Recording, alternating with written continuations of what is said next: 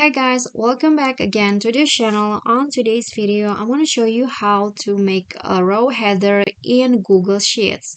So here I've already have my data, and for example, I want to set this row right here, this row 2 right here as the row header. So what you need to do, you can just freeze the row. So you can see there is a bold gray line at the top left of the spreadsheet. You can just drag this until you can see there is a hand icon. You can just drag it until the second row like this, and then when you scroll down, the row will stay there, will stick there.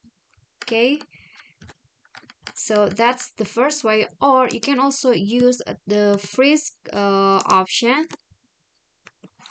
So I'm going to undo the freeze first, and then what you need to do is the second way. If you want to make it row header, you can just block this rows right here, and then go to view, and you'll find freeze and choose up to row 2. Okay, it's just the same, but I think drag these lines here is more convenient for me, and it's efficient. Okay, so this is how it looks like.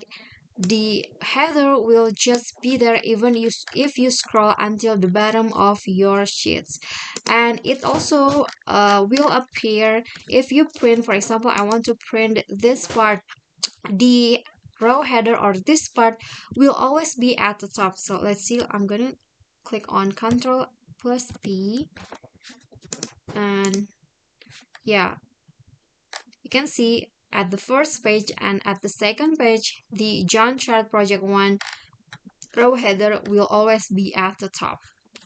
Okay, so I think that's all. That is how you can make a row header in Google Sheets. I hope you find this videos to be helpful. Don't forget to click on like, leave a comment, and also subscribe to our channel. Thank you guys so much for watching.